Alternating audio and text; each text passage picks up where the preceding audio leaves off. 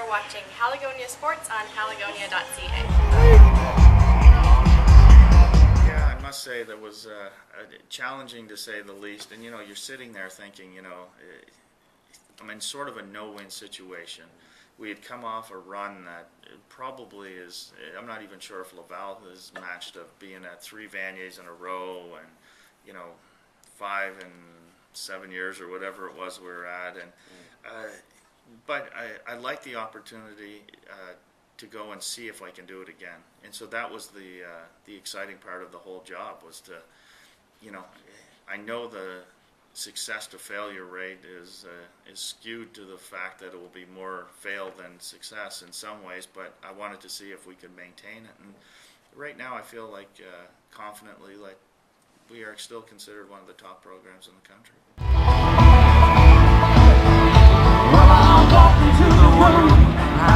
Yeah, that was a little bit of a shocker. I mean, it's one of those awards that at the time you receive it during the Vanier Cup, and all you're thinking of is, boy, we wish we were playing in it. But afterwards, I think it's a good recognition of what the staff and the program is moving towards and doing, and it's a nice feather in your cap.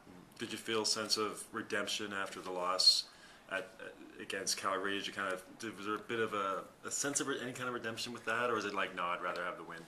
Rather have the win. Yeah. There's no question about it. But like I say, it's a good recruiting tool.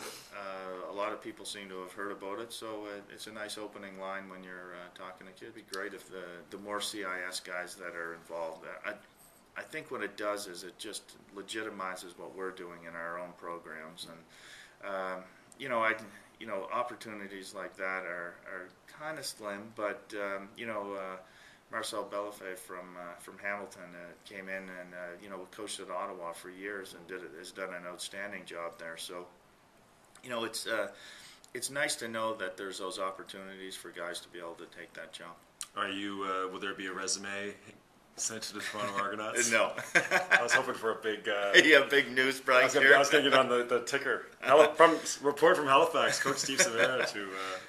I know. The one, I guess on the side note with that, one of the challenges with those jobs is, the job security there is very, very minimal, to say the least. And a lot of times guys take care of themselves, if I've worked with somebody and I have, so that's how they sort of stay...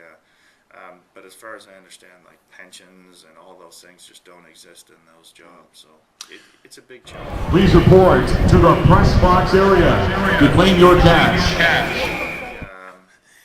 With the minimal I know about the NFL and the coaching in the NFL, I mean, those guys have quite a control freak mentality, and I think he went in with that same mentality that he was going to control the offense and he was going to.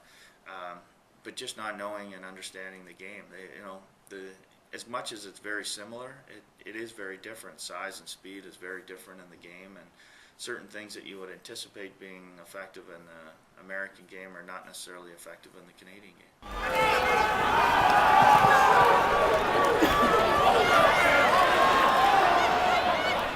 I mean, it's all, the old saying, any coverage is good coverage. But after a while, it was becoming, it was tiresome after a while. There were so many good storylines besides, the fact that Blake and Eric were in Calgary and we're here. Some of the players, like we talked about, in their 5th years and having an opportunity playing at a UTEC Bowl. And I understand, what sells on the media. I mean, look at the Tiger Woods situation right now. I mean, as much as all of the, athlete of the decade, and then on the sidebar was his wife is divorcing him. It's too bad that those things happen. But you accept them and move on. And hopefully now next time, if we get a chance to play them again in the future, it will be about the game. To them a little bit, but again, the challenge with this, and it was funny because I've been asked this question. Are you and Blake going to be able to get together? And I'm like, these weeks are so busy. Your preparation it's so intense because you basically are breaking down 3 game films of them, and you're trying to put a game plan in order when normally by Tuesday you have your plan in order. With these games, by Thursday you're still going, okay, are we sure we know what do we know them well enough? So you just lack those opportunities. I had a chance to talk to him a bit at the press conference, so that was good. No, for a couple of reasons. One, I know he's a good recruiter and a hardworking guy.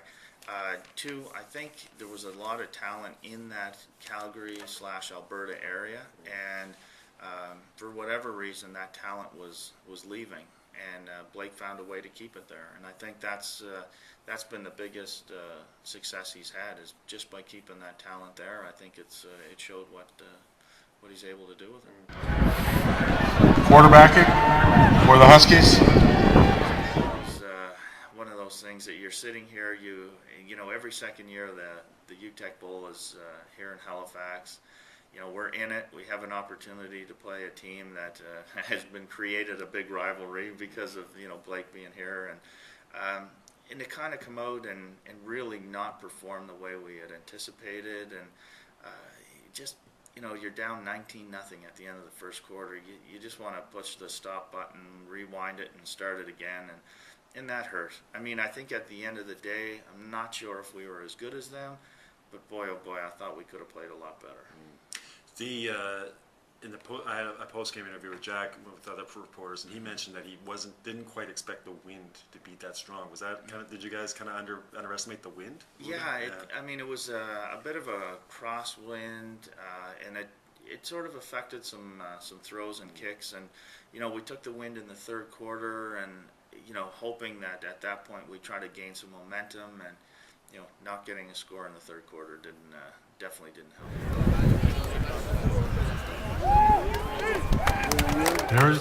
That definitely stand out in the program. Derek Weber, the guy who's played center for us for the last 3 years and been a 5-year offensive lineman for us, has he epitomizes what you want in a student athlete.